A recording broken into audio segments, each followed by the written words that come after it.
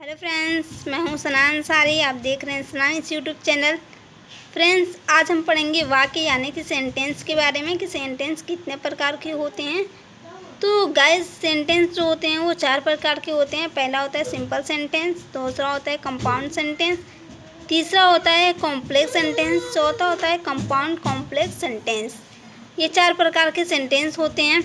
इन्हीं के बारे में हम इस वीडियो लेक्चर में जानेंगे। तो अगर आप मेरे चैनल पे नए हैं तो प्लीज़ मेरे चैनल को सब्सक्राइब ज़रूर कीजिएगा ताकि आने वाली नोटिफिकेशन आपको मिलती रहेगी। तो गाइस, चलते हैं अपने टॉपिक पे और जानते हैं कि इन सेंटेंस के बारे में कि ये 4 सेंटेंस को हम कैसे पहचान सकते हैं, इसके क्या रूल होते हैं। तो पहला होता है हमारा सिंपल सेंटेंस, जिसको हम हिंदी में सामान्य वाक्य कहते हैं। दूसरा होता है कंपाउंड सेंटेंस, जिसको हम हिंदी में संयुक्त वाक्य कहते हैं। और तीसरा होता है कॉम्प्लेक्स सेंटेंस, जिसको हम हिंदी में मिश्रित वाक्य कहते हैं। और चौथा होता है कंपाउंड कॉम्प्लेक्स सेंटेंस, जिसको हिंदी में हम संयुक्त मिश्रित वाक्य कहते हैं। ठीक है, इतना समझ में आया। अब इन सेंटेंसों को जानने से पहले हमें जानना होगा क्लॉज के बारे में। ये क्लॉज क्या होते हैं। अगर आप क्लॉज के बारे में नहीं जानते तो ये वीडियो आपको समझ में नहीं आएगी। तो क्लॉज पे मैंने वीडियो बना रखा है कि तो उसका लिंक मैं डिस्क्रिप्शन में दे दूँगी। अगर आप चाहें तो वहाँ से जाके देख सकते हैं। उस वीडियो के देखने के बाद आप इस वीडियो को देखिएगा, आपको अच्छे से समझ में आ जाएगा। तो जो क्लॉज होते हैं वो 2 प्रकार के होते हैं। पहला होता है इंडिपेंडेंट क्लॉज और दूसरा होता है डिपेंडेंट क्लॉज। तो जो इंडिपेंडेंट क्लॉज होता है वो किसी दूसरे क्लॉज पे निर्भर नहीं होता और अपना पूरा अर्थ देता है, उसे हम इंडिपेंडेंट क्लॉज कहते हैं। और दूसरा है डिपेंडेंट क्लॉज, मतलब नाम से ही यहाँ पे क्लियर हो रहा है डिपेंडेंट क्लॉज, यानी कि ये जो डिपेंडेंट क्लॉज होता है ये किसी दूसरे वाक्य पर किसी दूसरे क्लॉज पे निर्भर होता है और ये अपना पूरा अर्थ नहीं देता। जैसे आई मीट ए मैन, मैं एक आदमी से मिला, हु वॉज ब्लाइंड, जो अंधा था। तो देखिए, इस सेंटेंस का पूरा अर्थ निकल रहा है, तो ये हो जाएगा इंडिपेंडेंट क्लॉज। अगर मैं सिर्फ कह दूँ हु वॉज ब्लाइंड, जो अंधा था, तो कौन अंधा था आपको समझ में नहीं आएगा। तो उसके लिए आपको इस सेंटेंस की ज़रूरत पड़ेगी, आई मीट ए मैन की।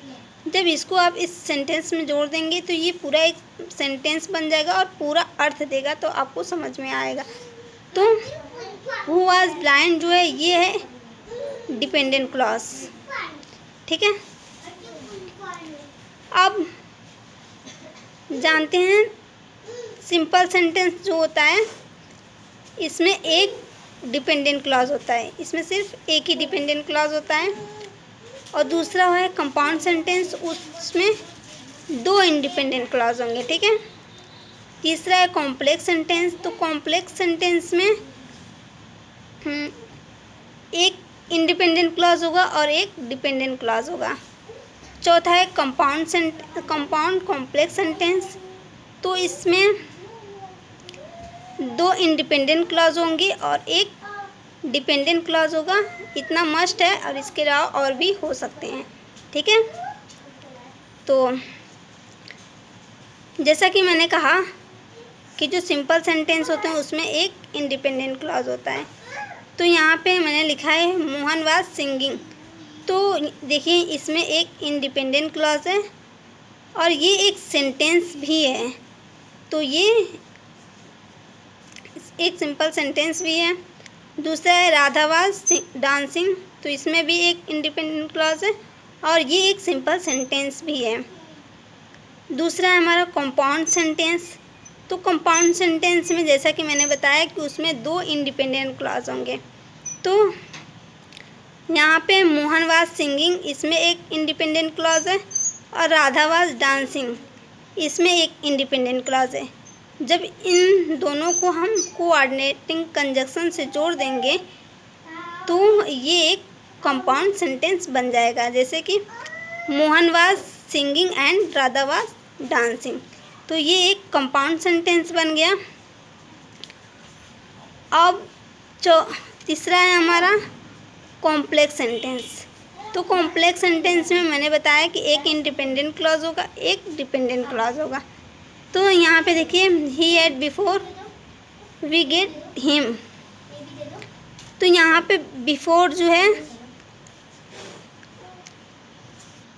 वो सब ऑर्डिनेटिंग कंजक्शन है, ये इंडिपेंडेंट क्लॉज हो गया, ये डिपेंडेंट क्लॉज हो गया और ये सब ऑर्डिनेटिंग कंजक्शन हो गया।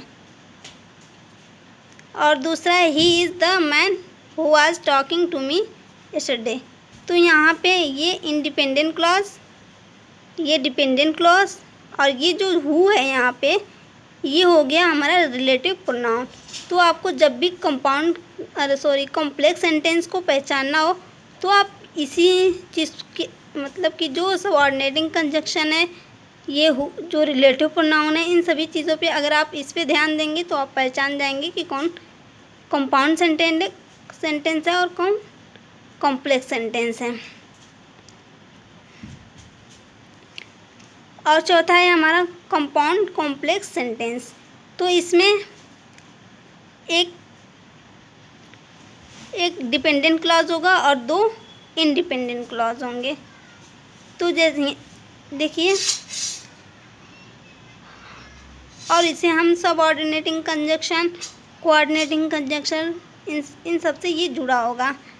तो देखिए यहाँ पे I missed the bus because I was late so I had to take train. तो यहाँ पे देखिए ये हो गया इंडिपेंडेंट क्लॉज, ये हो गया डिपेंडेंट क्लॉज, ये बिकॉज जो है ये है सबऑर्डिनेटिंग कंजक्शन, ये जो सो है ये कोऑर्डिनेटिंग कंजक्शन है और ये है इंडिपेंडेंट क्लॉज। हो गया ना, यहाँ पे एक इंडिपेंडेंट क्लॉज, यहाँ पे एक इंडिपेंडेंट क्लॉज, दो इंडिपेंडेंट क्लॉज हो गए और ये डिपेंडेंट क्लॉज, एक डिपेंडेंट क्लॉज हो गया और ये जो है ये सबऑर्डिनेटिंग कंजक्शन है और ये सो जो है ये कोऑर्डिनेटिंग कंजक्शन है। तो ये कंपाउंड कॉम्प्लेक्स सेंटेंस, आप इन्हीं सब पे ध्यान दीजिएगा तो आप पहचान जाएंगे कि कौन कंपाउंड सेंटेंस है, कौन कॉम्प्लेक्स सेंटेंस है और कौन कंपाउंड कॉम्प्लेक्स सेंटेंस है। ठीक है, तो अगर ये वीडियो आपको अच्छी लगी तो प्लीज़ इस वीडियो को लाइक ज़रूर कीजिएगा और अगर चैनल पे नए हैं तो प्लीज़ चैनल को सब्सक्राइब कर लीजिएगा ताकि आने वाली नोटिफिकेशन आपको मिलती रहेगी। आज के लिए इतना ही, अब मिलते हैं अगली वीडियो में, तब तक के लिए बाय बाय।